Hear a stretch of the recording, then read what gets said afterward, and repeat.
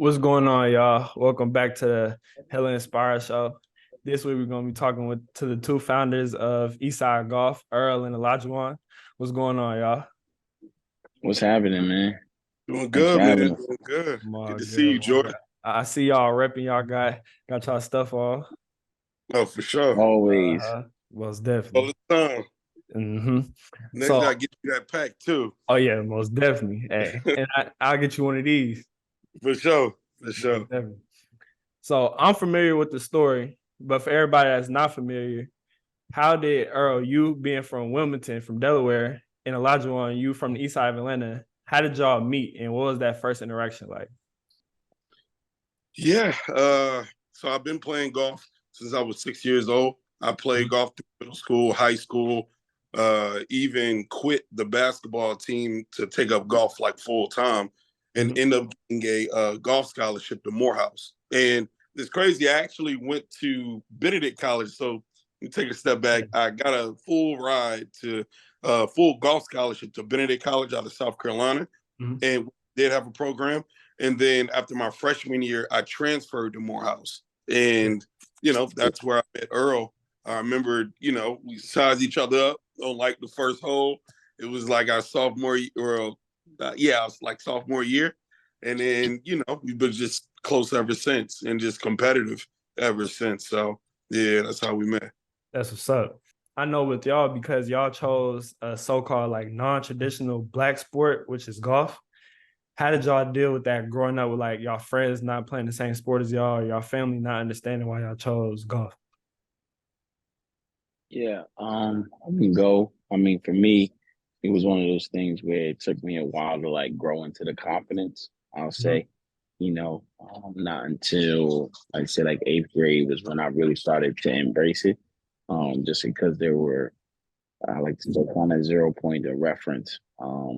And I think, I say like my immediate family, they always supported me for sure. But I think just outside of that, it was a lot of questionings and, you know, having to always like explain golf and you know what I mean? Like it was you could be excited about Tiger winning a major and then you go to school, nobody has no pointer. Like they Yeah, ain't watching golf, you know what I mean? They don't know, you know what I mean? So I mean, I've always did other sports as well, but pertaining to golf, it was certainly for me. It was a process.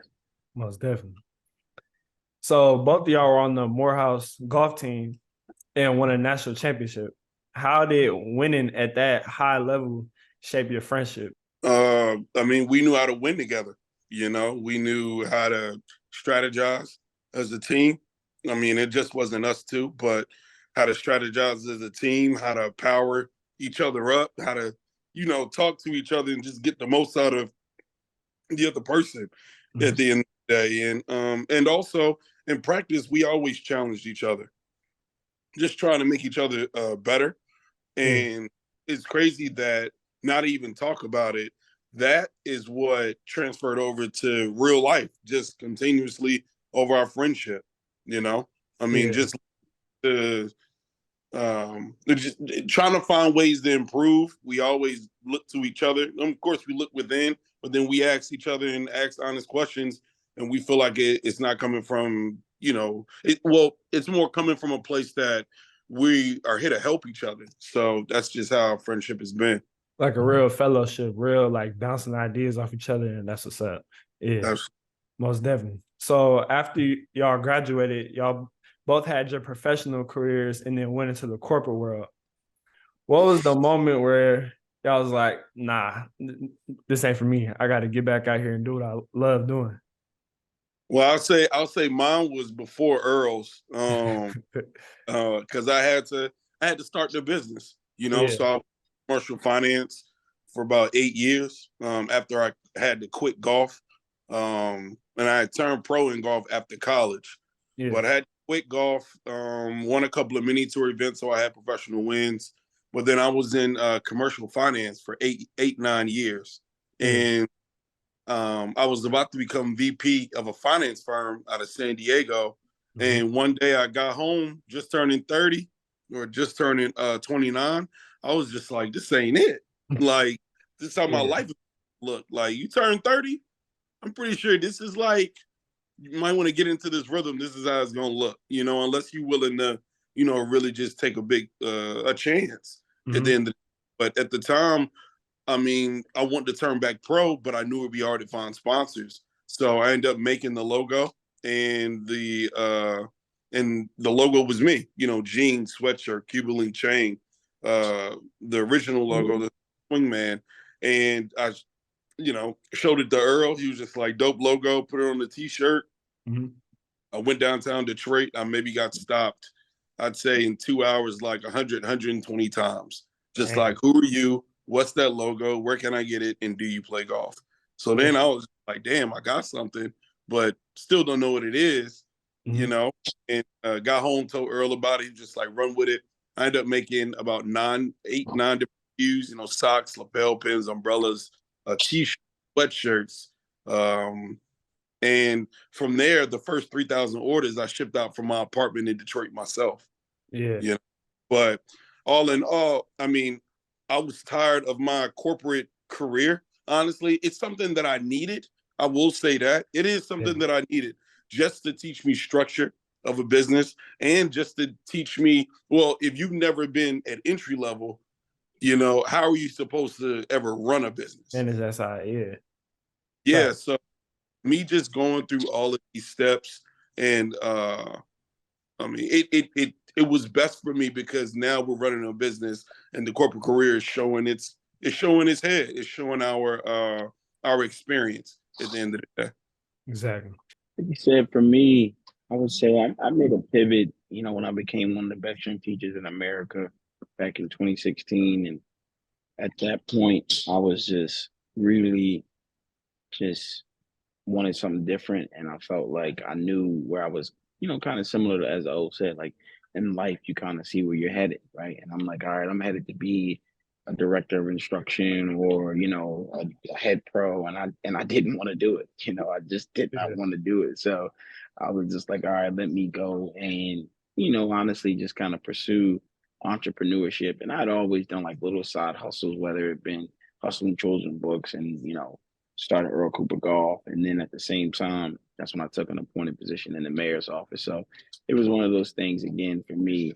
Like I said, I had always just kind of been in and around it, but it was just my personality. I'm the type of guy I like for things to develop. And even when it came to Eastside, right? Like it for me, it had to develop. It wasn't just like, oh, I'm gonna just stop doing everything and this is where I'm at. It's like, all right, I'm gonna try to manage both of them, and then just kind of put that test, to put that um, put things in place to be like, all right, cool. At this point in time, I know I need to size up. I need to be like, all right, cool.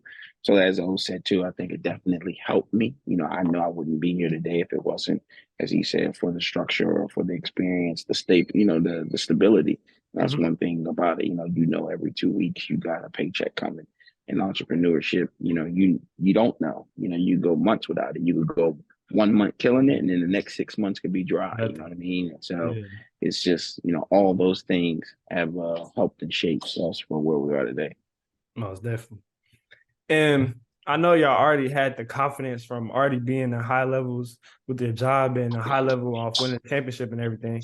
But I know betting on yourself is scary because all you really have in that moment is like faith. All you're betting on is faith. And I believe in positive delusion. Like you could be delusional in a negative way, but you also could be delusional in a positive way, to where you could speak on your success and put the action and the work behind it to make it actually come true. So when was that moment where it felt like, okay, I'm not wasting money or I'm not wasting my time? This is actually something I should be doing. Great question. And I think I know the answer to this question, but it's a good one.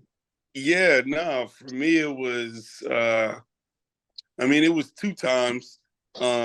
Honestly, first I've thought about this logo. It's had to be for 6, 7, 8 years. Yeah. Like I've had the idea for this logo for a very long time. Yeah. And it was really when I finally came out with the logo, that was the first kind of inclination, just from like, from my opinion, And then the second time was after I sold really after I sold the 3,000 orders. I would Yeah. say after on the street and I got stopped so many times, but after I got those 3,000 orders out, and I mean, I had to ship them, pack them. Like, I had to drive almost 2 hours away from my apartment to find a post office that I could dump all of the packages in the blue canister. You know Yeah. what I'm saying? I fill all the ones up in a radius of up until 2 hours out of my apartment in Detroit. So, Yeah. I mean, yeah. I mean, that's when I knew I was on the right path. Like, dang, like I'm actually making money and supporting myself outside of. Something I just thought in my head. I was like, dang, I've Yeah. never experienced this before. I mean, and it's not like I really looked up to, I was listening to somebody telling me to do this entrepreneurship route. It was more I was following my gut. I mean, if you would say positive delusion, I mean, I always felt like there was light at the end of the tunnel. Most definitely. I'd say for me, I think the Japan moment, and seeing that, like, just again, understanding kind of like the language barrier, because they didn't even speak English. It was just like, they kind of stopped and we started a dialogue, and then they were like, oh, like, we like your shirt, Yeah. we'll give you one of our shirts. So it was like literally like talking through, you know what I mean? You don't, and then, getting the email, sending them, 35, and then them putting in a $10,000 PO. And it's like, for Yeah. something to sell like that in Japan with no marketing, it's like, that was like, again, like I said, for me, it really just kind of set a global mindset very early on. Yeah. And this was, because this was, a lot of things obviously happened after George Floyd, right? Like, there were a lot of brands looking, a lot of different moments, and everyone was, very kind of socially conscious. But for, like, again, this was like standing on its own. And like I said, there was no language. Like, we didn't even explain to them like what Eastside was. Like, it was just Yeah. like, Just do it. Yeah. talk. Yeah, exactly. They got it. Facts. And I know partnering with Jordan Brand, that's another big one too. Yeah. Right, bad. For Yeah. sure. And speaking of partnerships and stuff, I know y'all partner with multiple companies, Jordan Brand, Mercedes. Why is partnership more important than just chasing a quick bag? Great. Go first. Usually, if you are trying to make change in the world or trying to make change in an industry, it's very hard to make money, you know. But it's crazy with Eastside Golf. This is the first time I've ever seen something where you can you can try to make change, and you can try to push for the things that you want to see right in the world, but it takes time. If you try to get a quick bag, if you try to just go for the more shinier thing, or the first option that comes to you, even though you know that you've put in the work, you've put in the time, like, you're worth way more than that. What you have to offer in us was Eastside Golf was worth way more than just a quick bag. It was worth a partnership. It was worth more than just, and it's nothing wrong with, DEI, groups at companies at all. Because all groups play a part. But when it comes to us, we would rather do business with the company and not just the DEI portion. But that's where the change comes in. That's where, if we go for a long partnership, we could walk all of these people in this company through what we see and how golf can actually help so many people, literally in their circles, networks, and personally. Most definitely. Yeah, understand that one. And speaking of change, I read up on Change 1961. And for people who don't know, in 1961, the PGA lifted their Caucasian only clause, allowing Black golfers to participate. And I would say, because that was 62 years ago, and I would say, and correct me if I'm wrong, but Eastside Golf is really a bridge between a white dominated sport and young Black kids in the culture like myself. So how do you think we can get both sides to respect each other and enjoy the game at the same time while respecting and knowing history? I would say, I think because of the brand and the way that we have positioned it, number one, look, we're Black men, number one. Um, However, we don't look at it as like we only make Black clothing, Exactly. right? Like that's never been our strategy. And so you have, you know, everyone that wear our clothing, men, women, white, old, young, small. Like again, like I said, one of the most impressive things was the fact that you have, people in Japan gravitated to it. And so I think that's one of the ways that we've been able to unite, and bring everybody together um, by creating a brand that everyone can kind of see themselves in it. You know what I mean, and connect with culture. And then I think, secondly, you know, we don't we do remain authentic in the fact that we speak on issues that matter to us. We take strong opinions and stances. So it's one of the things where we're not being less than or not, trying to shun away from something. At the same time, we also don't want to be just boxed in. And I think that's just naturally both of our personalities. Like, I never wanted to be just a golfer. There were so many other things that I felt like I could do and so many other talents that I have. So I feel like that kind of comes out in the brand. Most definitely. And I know to grow something, you can't already search within something to grow. You have to search outside and try and go outside and bring people in. So what is your process on maybe getting somebody who just likes watching basketball or just like watching football? What is your process on getting those fans to also respect the game of golf? I think for me is the fact that, we respect authenticity, right? So it's like a mutual level of respect. So it's like we're not here to get you to quote unquote respect the game of golf, but we are hopefully here to get you to try, right? And if you try and you like it, then cool. So, If you try and you don't like it, cool. You know what I mean? I think, yeah. It people go wrong is when you try to force things, right? Like, so if you try to force a video game on a kid, you're like, man, I don't like playing this game. You know what I'm saying? Yeah. But if you're like, yo, just try it out, you may like it, right? And if you try it out and there's other people playing it. And so that's kind of how we positioned it. And I think we've been very fortunate because there's so many other non-professional golfers that wear our brand, you know what I mean? Whether it be, and then rappers. So you got Jeezy wearing it, you got Chris Paul, you got Jason Tatum, you got what's Patrick Mahomes, Wale, Obama. Obama. So yeah, when you get all of these folks wearing it, you can relate to somebody within that, right? And it's not just one, like we've been saying lately. It's like we go after like the multi-dimensional golfer, right? Like you could be a golfer, but you could be a husband, you could be a Morehouse man, you could be, a pillar in your community. You know what I mean? You could be all these things. Golf is just just a part of what you do. It's not your whole being. Yeah, most definitely. Okay. And speaking of Morehouse, I'm in the process of actually transferring there right now, just like y'all did. Amazing.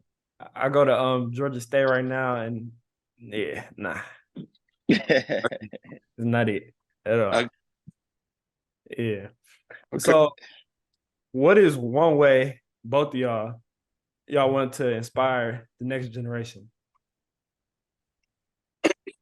I guess, with me in the first place, when I created this logo, it was about me turning pro in golf.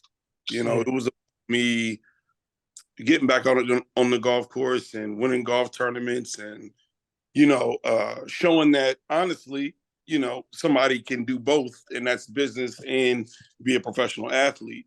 But as it went on, as I wore the logo, as Earl wore the logo, even a lot of different people wore the logo. I started to see that really the purpose of this logo and what I really want is for everybody to take pride in who they are. You know, no matter what sport you play, no matter if you're, I mean, if you were to kind of explain the logo, if you from the hood, but you love the game of golf, Yeah. it's damn near, you know what I'm You saying? Like, smooth, yeah.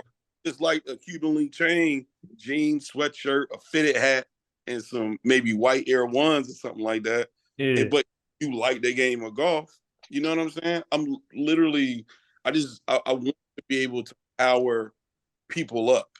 Yeah. You I want to be able to I want them to have the confidence at the end of the day. It doesn't matter what my age is, gender is, ethnicity is, but I like non-tradition and I like culture. Yeah. And and I just want to be myself. So I want to give everybody confidence that's into that. Yeah, no, for me, it's something that I kind of pledged to myself a long time ago. When I was at Morehouse, I had a saying called "Dream big," because dreams do come true. When I graduated from Morehouse, and I really mean that because I feel like oftentimes, kind of like similar to what O was saying, people we don't have the confidence. And one thing you learn in Morehouse is like again, it's up to you to grow tall. And so like it's just one of the things where I feel like people feel like they don't aspire for certain things because they don't feel like they can actually do it. Right. It's like, Yeah. man, it's like, beyond sports, but it's just like in general, just in life. And so that's something that like it's like, nah, like I really believe that I can do, whatever I want to do. And so like I think it is very important to reach very high. And as he's you respect the process. Nothing is given, you know what I'm saying? And it didn't always look the way that it looks right now, but trust and believe. I feel like doing even when I didn't have it, I still appreciated it and I did aspire for it. You know what I'm saying? Like there were always things that I aspired for. So I just say again, dream big because dreams really do come true. And it's like a lot of times we may look around and we feel like, man, ain't nobody living a dream, only like athletes. And it's like, Yeah. I feel very privileged and hopefully people can look and be like, you can be a businessman and still, have fun and still be you and still live out to your dream. Exactly. And y'all out here inspiring a lot of people in our culture in general. But I know a lot of people don't get to see the other side, the everyday, the all-nighters and everything. So what inspires both of y'all to like get up out the bed every day and do these tasks over and over, even when it gets hard? Like what Mm-hmm. inspires you? Well, a couple of things for me is the next generation. I don't want them to go through the same things that I went through. Yeah. Like it was ridiculous. It really was. Yeah. Like when I always felt like it was unfair. Like, and then my mama would tease me and be like, well, do something about it. You know what I'm saying? Yeah. It's just like, so yeah. Motivation wise, the next generation is definitely my motivation. And also me turning back pro, you Yeah. know. I mean, I'll do anything to turn back pro. I don't even, when it comes to the business, I don't have no ego. Like, I'm willing to do anything. Yeah. Like, I'm at the top of the company, but, I'm willing to do anything to make it work. And everybody at the company knows that, So, at the end of the day, I feel like if I turn back pro and I win a pro golf tournament, it says a lot. It speaks volume. It inspires, and I feel like I feel like a lot of things to a lot of people will start sounding like excuses. Mm. So hopefully I can direct, whatever they're thinking to, going after their dreams. Facts. Okay. Yeah, no, I think for me, um, there's a couple of things. I think one, having, worked and grind my whole life. This is no different. You know what I mean? Off And top. then, when you just getting up going to school or getting up going to work, like you gotta get up you may not feel like doing none of that, but you got to get up and get it. You got to go do it. Yeah. I think also it's a hell of an opportunity. It isn't easy, but it's definitely one that I feel like it's an opportunity that can't go away.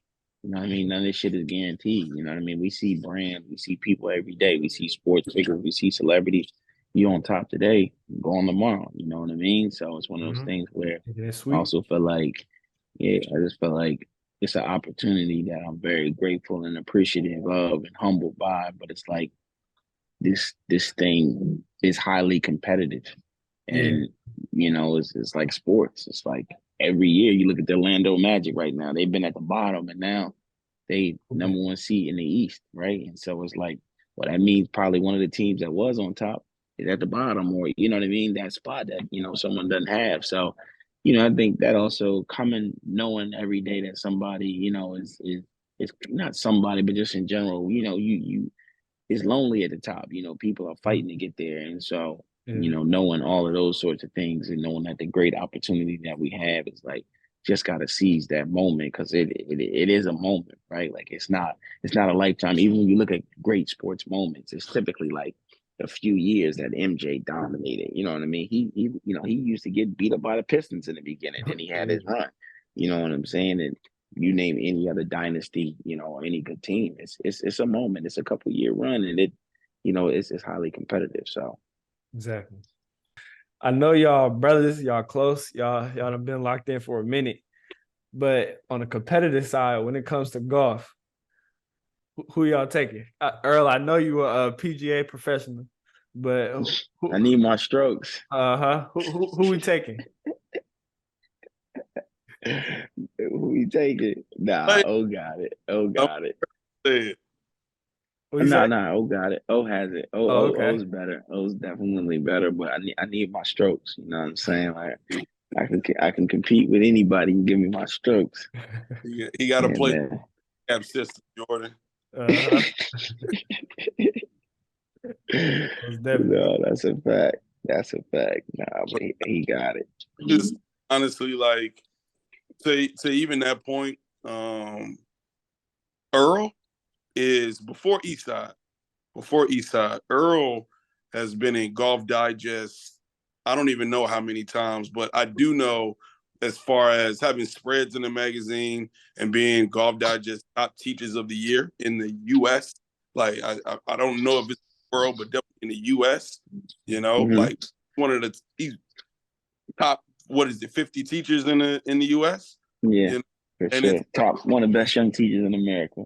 yeah, Yeah. that's there you go. So and Golf Digest gave that to him. So as far as even when we talk like this, like now you get to see that one side, the PGA professional, it teaches, people how to play golf. But then my side, where I actually compete and trying to be on TV and trying to compete with the best in the world, Mm-hmm. it's best in the world at different things in golf. You know Exactly. what I mean? Yeah, everybody wants to beat everybody, but he'd be very surprised on his side. Like, I mean, he's one of the best in the country, and it's people that charge maybe 10 to 15 times more than he does. Yeah. You know what I'm saying? So Yeah. like, it's a very competitive space on both sides. Mm-hmm. Yeah, Of course, a lot of people only know about the Tiger Woods side, and that's the playing side. But being a PGA professional is really important. They persuade and move a lot within golf, and that's why we need diversity in it. But that's a entire another talk. Kind So, of like the spook who sat by the door, like go exactly. What you know about that book? the book and the movie. Uh-huh. okay, Sheesh. Okay. All Yeah, okay, right. you get in there, you get the game, and you come back and spread it. Yeah, Exactly. for sure. yeah, Exactly. But That's yeah, yeah, most exactly definitely. right. And I respect the way both of y'all speak about each other too. Like it's no ego and it's no real like competition. Like y'all both trying to lift each other up to the top and help each other win. So most definitely I respect for that. Yeah. sure. And setting a good example. Until Earl starts talking trash on the course, Here you you go. Here you go. Uh Interview back over. in there. Here you go. most bet. Yeah, but all right. I appreciate y'all. Nah, And for sure. Yes, sir. Appreciate you, man. Keep doing your thing. Appreciate you, George.